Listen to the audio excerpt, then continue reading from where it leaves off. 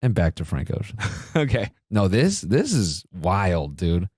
So he signed, man, and you know what's actually really interesting about it is, I'm sure Frank Ocean fans kind of know this story, but it's a good testament, not a good testament, but just another great example of the internet, man, and how it's changed music.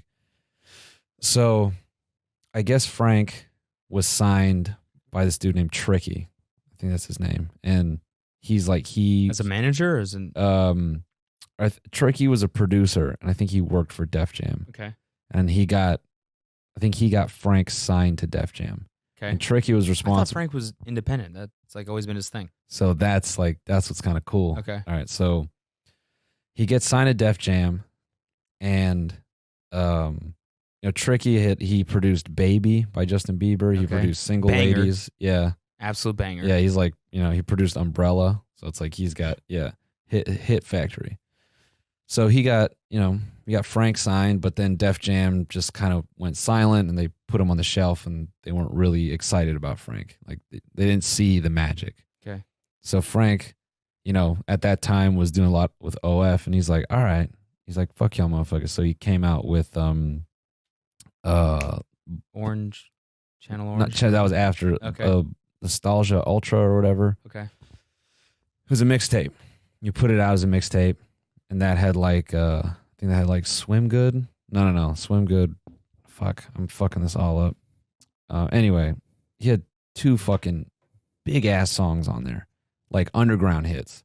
And then all of a sudden, Def Jam was like, "Oh, you're an artist." So they took those 2 songs, they blew them up, they shot music videos for them. Cool. Then for Channel Orange, this is like 2012-ish, Frank goes, all right, I want $1 million. I want full creative control. Da-da-da. They're like, yeah, sure. So they give it to him. And what the hell? Well, it's my phone. Yeah. So then he comes out with Channel Orange. Okay. And it does amazing, right? And then now I guess his deal was that he had a 3rd album. So I think it's like a 2 or 3 album thing or whatever. So he's in his deal. He wants out. So he starts like kind of this chess match with Def Jam, and he starts like he releases a snippet, and like he's kind of delaying the release of the album, and like a long period passes until. Do you remember when he did that live stream? Yep. So this is the craziest like finesse, I guess. So. And shout out to this dude. He did a video on it. Trap Lord something. I don't know. You have to look it up. I'm tired today, guys. I'm sorry. He kind of put this information together, but basically, Frank did that live stream. It was like 140 hours long. And it built up into that album, Endless, which was like an exclusive between Def Jam and Apple Music. And I guess he got paid $20 million for it. But what it was that the live stream played an album technically. So it technically finished his deal. And what it really was a gigantic fucking arrow to Blonde. Which he released independent. It was an independent release. And he dropped it the day after he put out Endless. I remember that. Yeah. Yeah.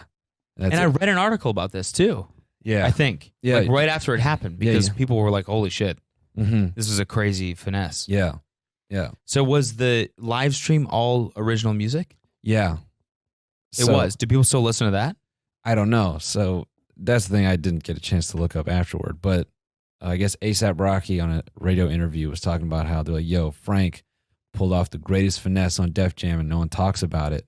And this dude basically dug up that after that, the Def Jam CEO was like, no more streaming exclusives. Because Drake got 20 mil, someone else got 20 mil. So you could assume Frank probably got in that range. And then after that, he's like, yeah, we're not doing that anymore. Because he fucked him over. Because once he got the money, it was like, it was just like a straight up payment. Like, okay, we'll pay you to have exclusive rights to this album. Okay.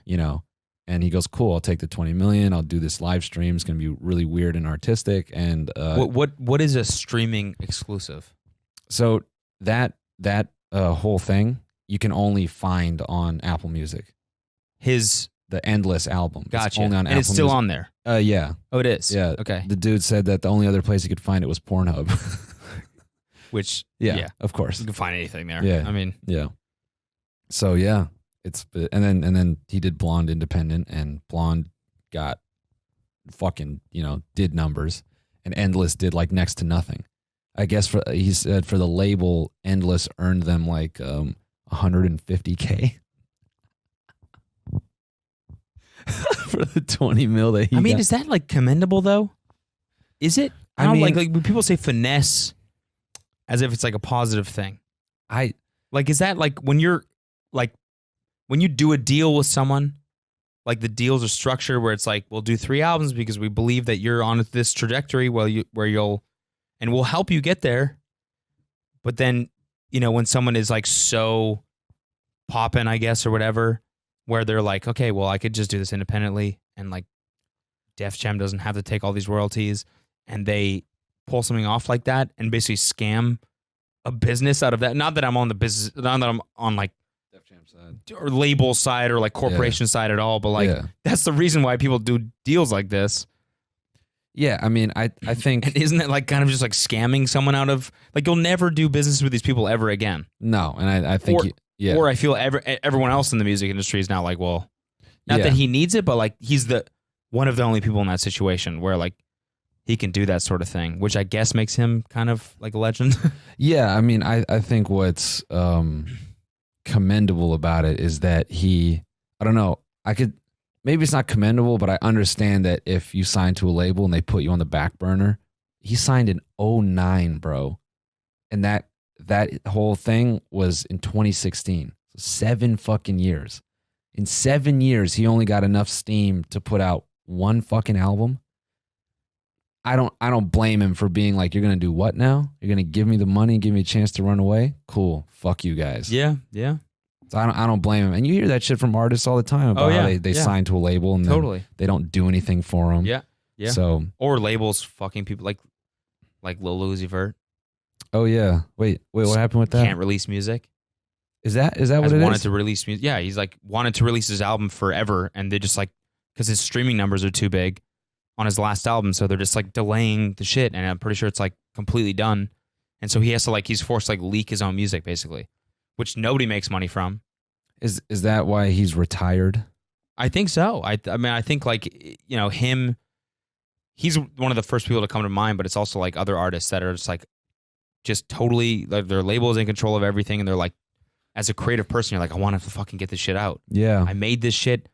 It's about my life right now. Yep.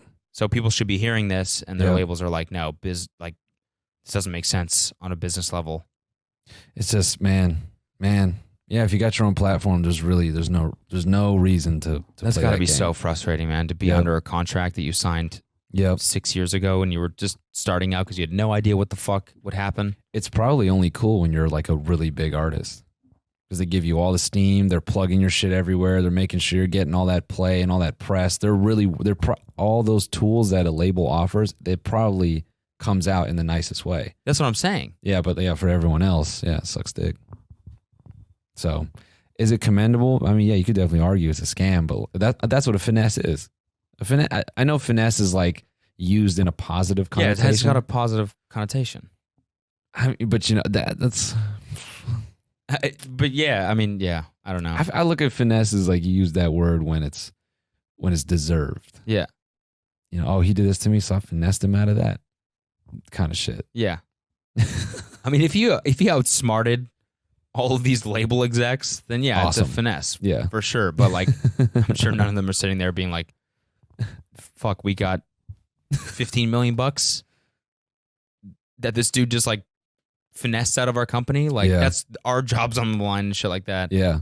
Oh yeah. Again, not that I'm defending fucking the label shitty execs and shit like that, but because I know they can suck ass. But I mean, yeah, but it's just crazy. Flex, not trying to flex. Man, I'm holding half a stack, not trying to flex. Flex, not trying to flex. Take your bitch to Nordstrom Rack, that's not a flex.